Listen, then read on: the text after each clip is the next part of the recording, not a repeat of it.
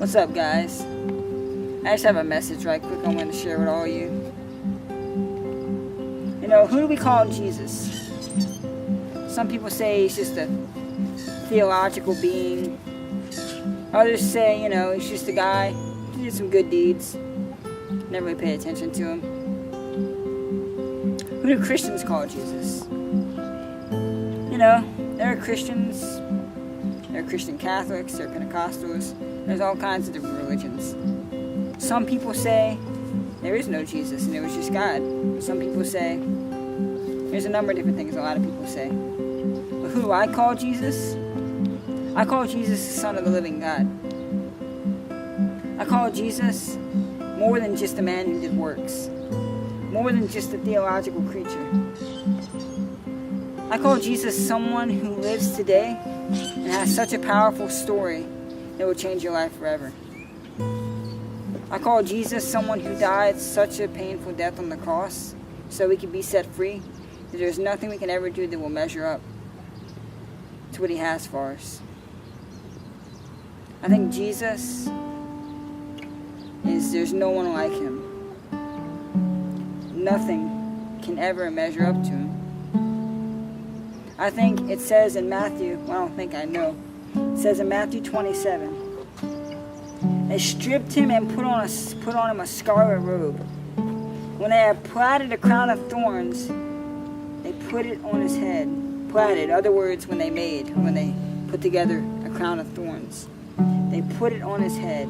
And they didn't just set it on his head.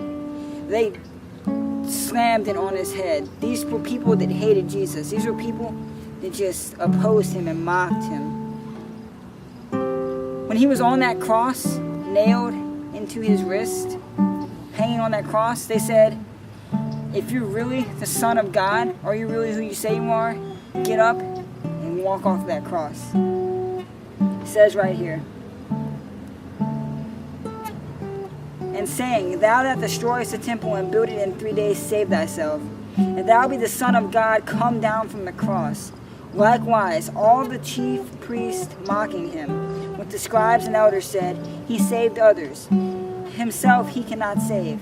If he be the King of Israel, let him come down now from the cross, and we will believe him. They were saying, if you're really the King of Israel, come down from the cross now, then we'll believe who you are.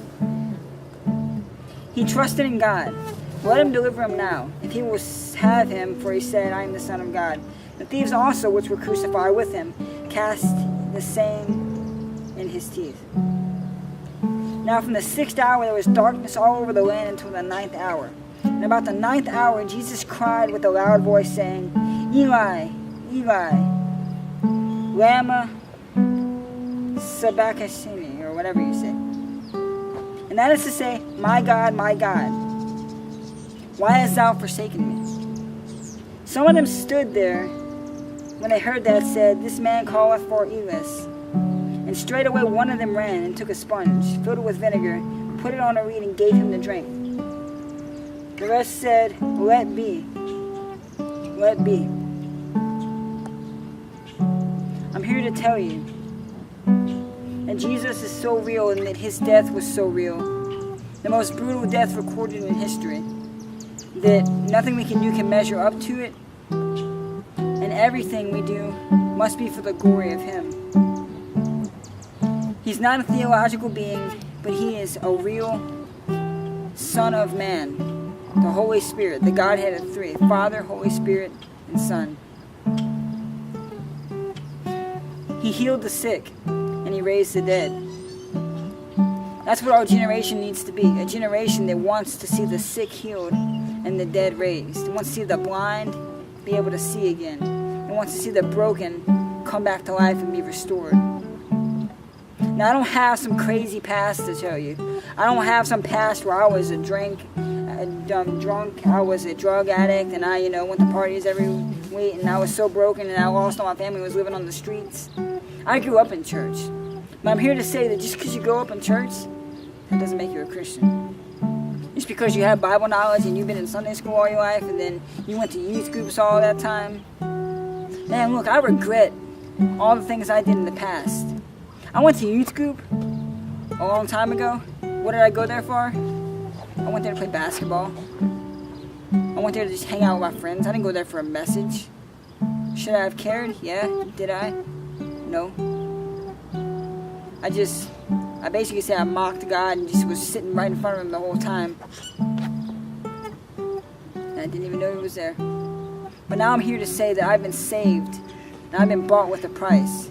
His blood covers all my sins and casts them as far as the east is from the west. I'm here to say that he lives today, and accepting a relationship with your Creator is the most important decision you can make. That's all I want to say is just, Jesus is more real than ever. He's out there, and he wants and desires to have a relationship with you. He desires for you to be used for his glory.